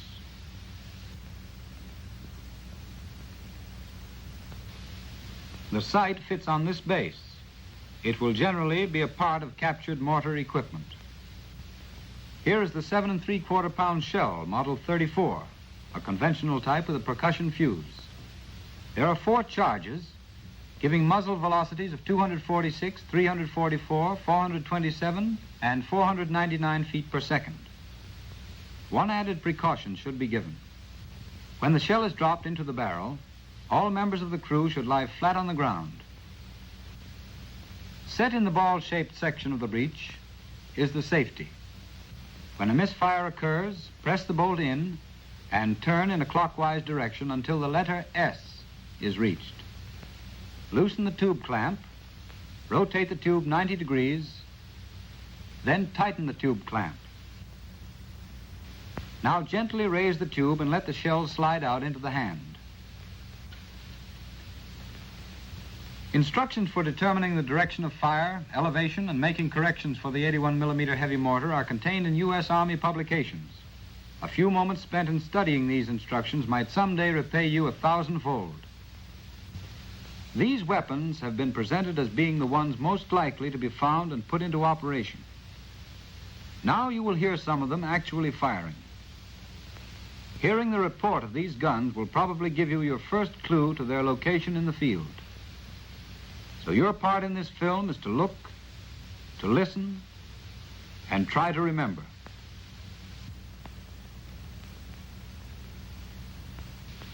An example of the German enemy operating in the field, points in which his methods differ from our own, and above all, the principle of self-sufficiency of his small units are shown in the sequence that follows.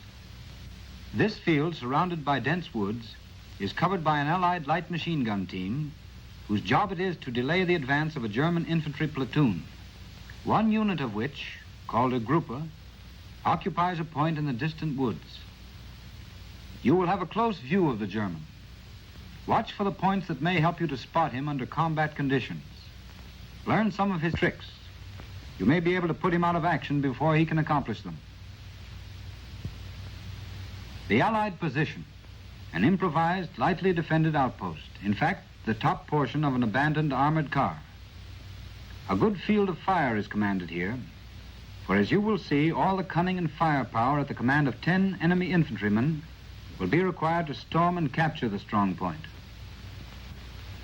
A common sight in the German army, the sergeant as leader. He is very often a veteran of hard campaigns, perhaps even a military tactician in small-scale operations. Here you see him briefing his squad. He has drawn sketches, surveyed the terrain over which they must advance, and he has carefully planned each move. Now he passes on his instructions to the 9 men who look to him as leader. Making up his assault team are 6 riflemen and his 3-man machine gun team. 3 riflemen will attempt to work their way forward on the left flank, 3 on the right. Between the 2 will be the machine gun team. The right flank quickly working to find a position from which they can fire. Their job now is to occupy the Allied defenders while the left flank advances over a short stretch of open ground.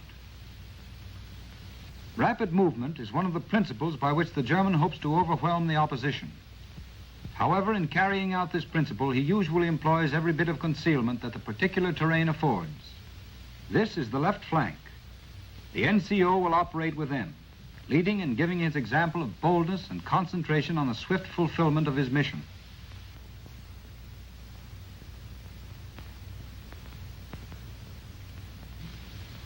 The principal weapon, now about to go into action, the MG-34. 2 men operate it while the assistant behind gives supporting rifle fire. 7.92 millimeter or 31 caliber, the rate of fire is from 800 to 900 rounds per minute. Remember the sound of this and the other weapons used by this squad.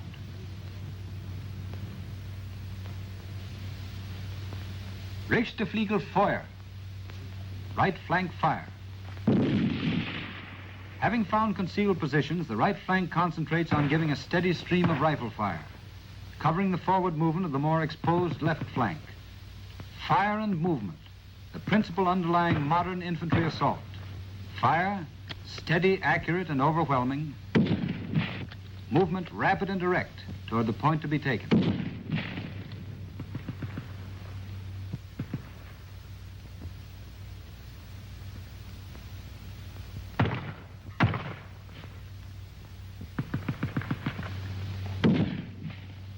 Controlling his men by means of hand signal, verbal command, very pistol, and by the simple means of the whistle, the sergeant advances with the left flank.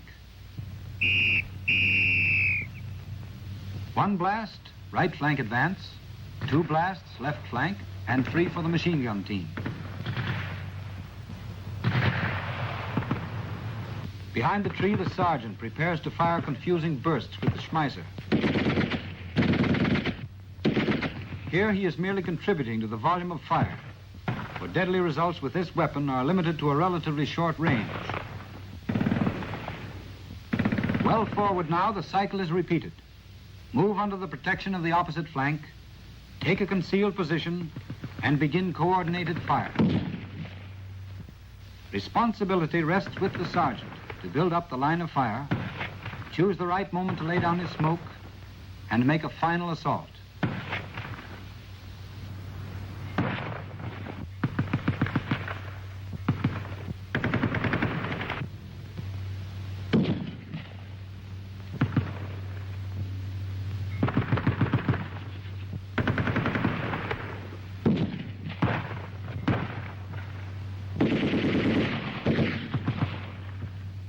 A common deceptive trick is shown here, rolling over several times after hitting the ground.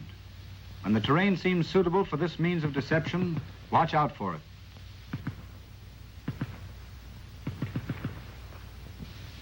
Fire and movement. This is the principle behind the short, rapid advances. The steady, sharp reports of rifle fire from both flanks and the bursts of covering fire from the machine guns. The flanks have moved in closer and are converging for the final assault.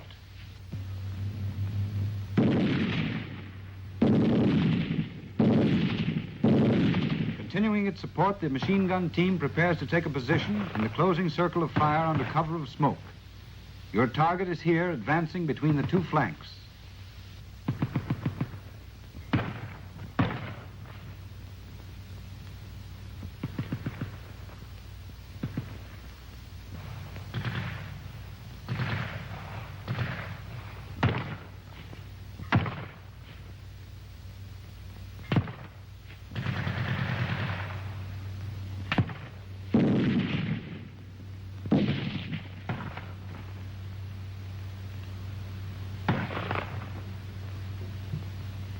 Because they seldom remain in one position very long, the Allied gunner has to be in his best form, alert and eagle-eyed, in order not to waste fire on a position that has been vacated.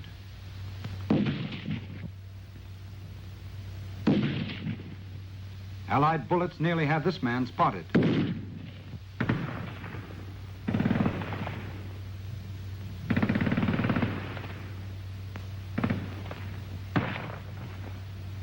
Notice the white hand showing through the brush. These Germans are flirting with trouble. They'll be out of the war quickly if they don't smear some dirt or mud on their hands.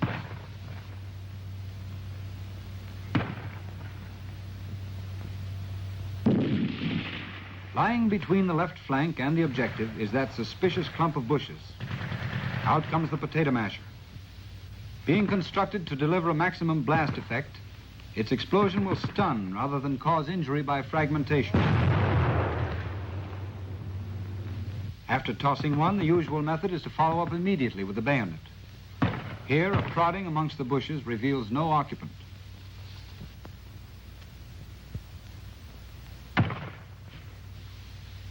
Nebelansetzung 4. With his group well forward, the sergeant has called for smoke. In order to conceal their tactics, smoke is laid as close to the opposing force as possible. With this accomplished, they will form up for the general assault, first throwing in all their remaining grenades. With each man carrying from 3 to 6 grenades stuck in his boots or held in his belt, this assault is intended to confuse and overpower the opposition with sheer sound and fury. The attacking squad has succeeded in building up a line of fire, and opposition seems to have ceased. If the defenders had been present in force, the Germans would have organized an orderly retreat, withdrawing first one wing, then the other. The leader gives the command for general advance, both flanks and machine gun teams.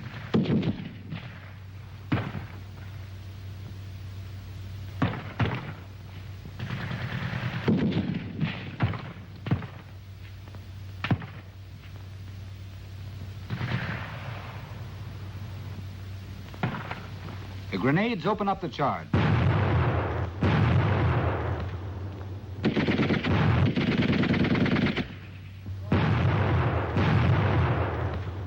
No fire now from the defender.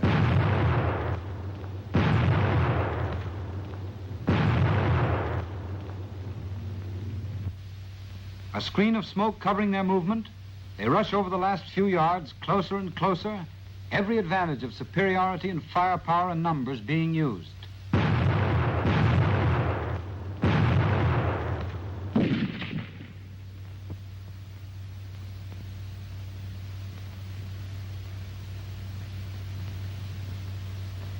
If there were a GI still sweating it out in this piece of abandoned armored car, we can only hope that he'll haul out right now and go join his outfit, because a very dirty trick is about to be played.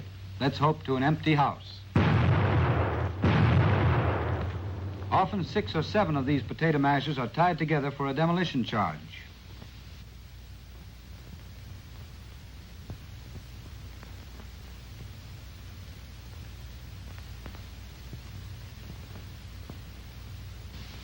The objective has been taken. All members of the group will move in. Sergeant gives rapid orders, consolidates his position, organizes a defense. In a short time, the Allies may return to take back this little piece of territory. Remember that in this film, you have seen a demonstration very near to the actual thing. In combat, however, it is unlikely that the enemy will present himself to your view in the same way. If you can see your enemy plainly, it usually means that you yourself are exposed.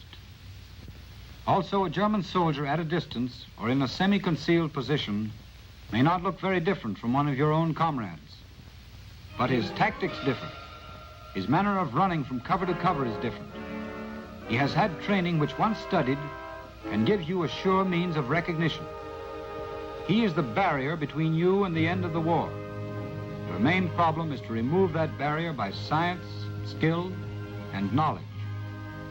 If further study is desired, the Army places at your disposal numerous publications covering all phases of this subject.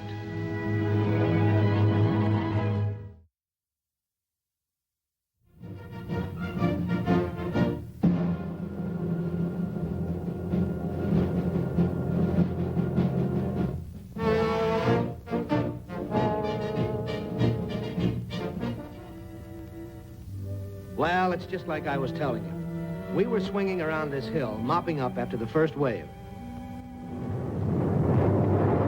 The Heinies were throwing everything but Ma's kitchen stove at us. And the lieutenant sent me on a reconnaissance job down this road.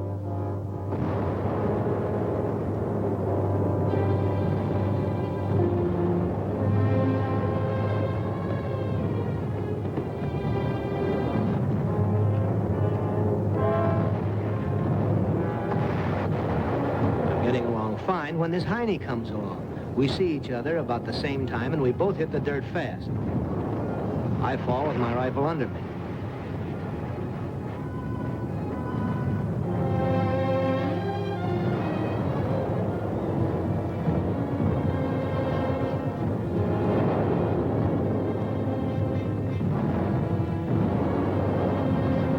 Well, I know that if this guy throws anything, it ain't going to be a cream puff.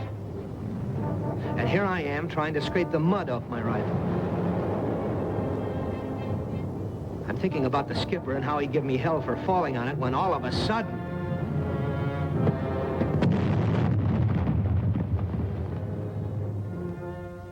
They know what they're talking about when they tell you to keep your rifle out of the mud and how to keep it up when you fall. I got off lucky that time. The Heine must have been scared and pitched a wild ball, but the concussion knocked me cold. I guess he thought I was dead. Ma wrote me that you joined up, and it made me feel kind of proud, kid. But I want a live soldier for a brother, not a dead one. That's why I'm telling you this stuff. You take that rifle I give you. It's a honey. It's a killer.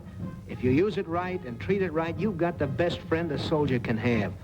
But if you don't know how to handle it, or if you start kicking it around, it's going to let you down just when you need it plenty. I remember when I was in the replacement center. They gave me a rifle. So what? You point the damn thing and it goes bang, and that's all there is to it. It gave me a pain the way the non-coms used to hammer away on this preliminary stuff. I wanted to get out and kill some Germans and Japs.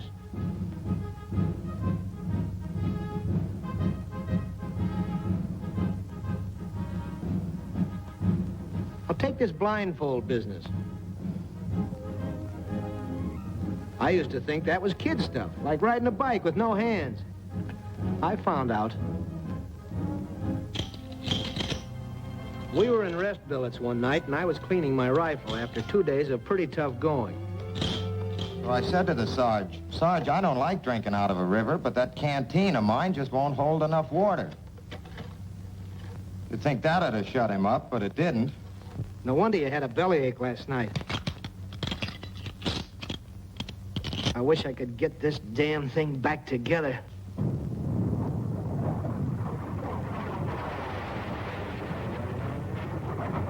Here she comes.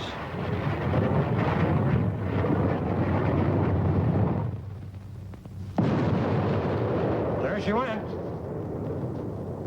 Okay, you guys, on your feet, outside. Hey, you down that light. Yeah, we were moving out. And me with the guts of my rifle all over the bench. So you see, that blindfold business wasn't kid stuff. There's a reason for everything in the Army.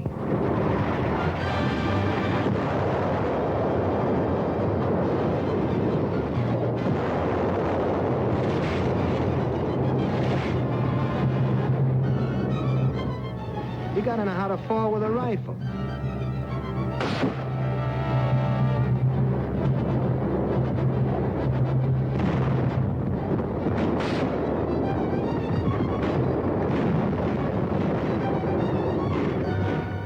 You gotta know how to lay it down right to keep it clean. Those things aren't just something else to learn. They're how to save your life.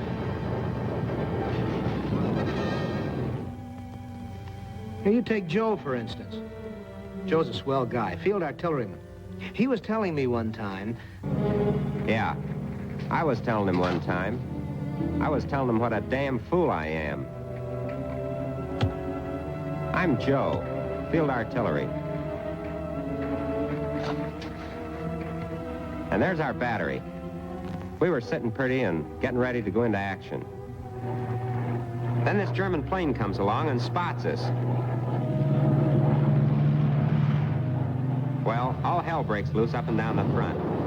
And right off the bat, we get orders to load up and move.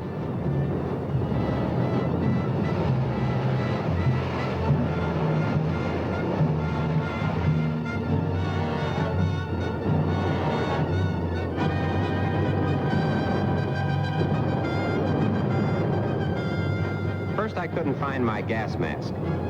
Like a dope, I'd put it down someplace. You know the place.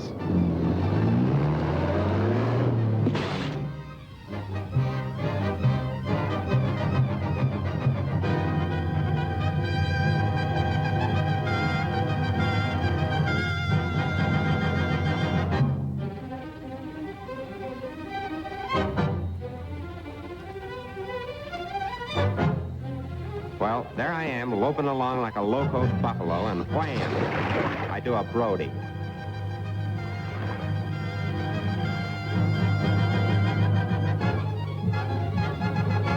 Naturally, the guys all laugh, and I'm mad as hell. The sergeant don't help any. First thing he says is, clean up that rifle.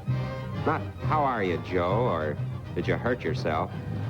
Just clean up that rifle.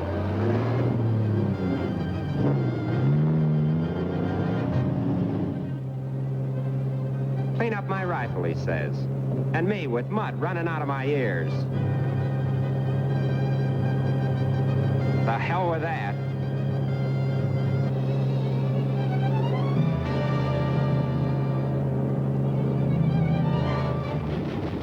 So anyway, we get the battery into the new position.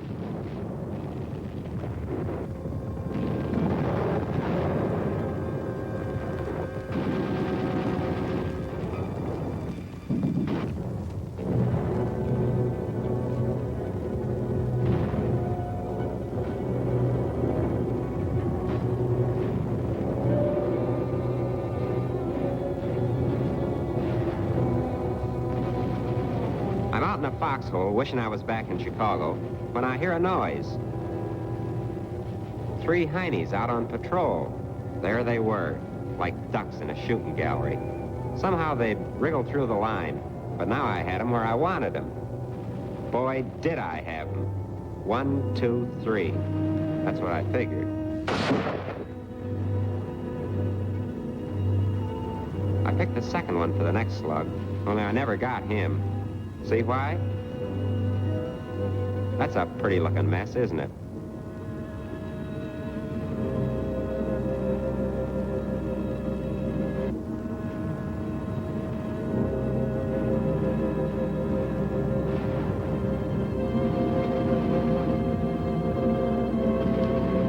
I know what the sergeant was talking about now.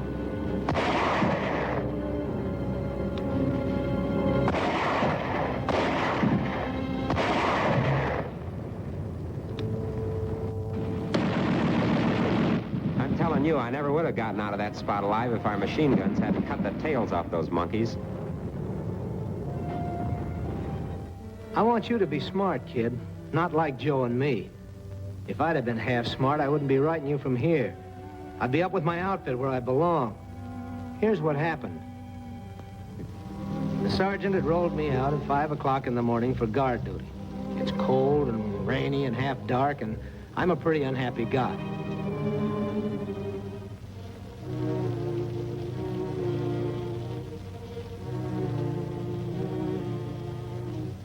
I knew that rain wasn't doing my rifle any good. I got to thinking about Joe and how he snafu'd his detail. And I figured I'm not going to get caught that way.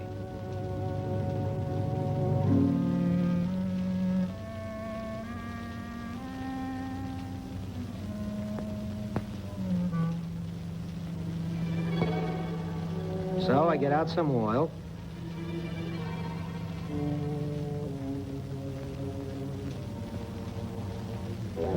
And I pour it down the barrel.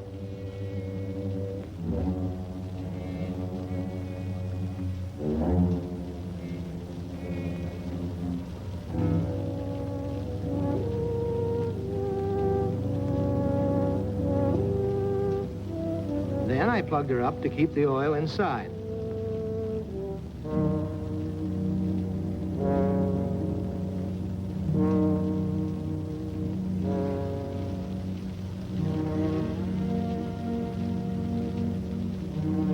Okay, I guess you're ahead of me right now. But here's how it was. I'd been out there a long time, and I was getting pooped.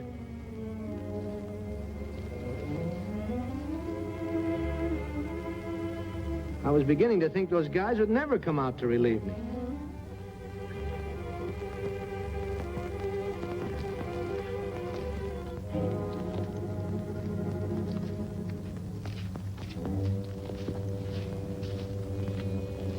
Okay, Hennessy, go back and get yourself some Java, and get dried off. You know, Corporal, what this outfit needs is an all-night dog wagon. Go on, fresh air's good for a guy like you. Yeah, I know, make a man out of you. It's a 109. Let him have it.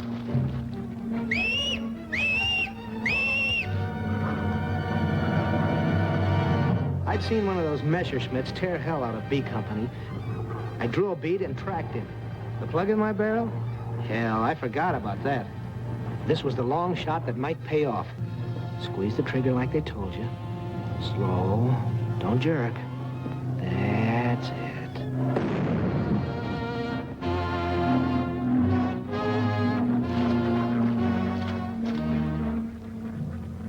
Jeez. Look at that rifle. Look at that face. Stretcher bear!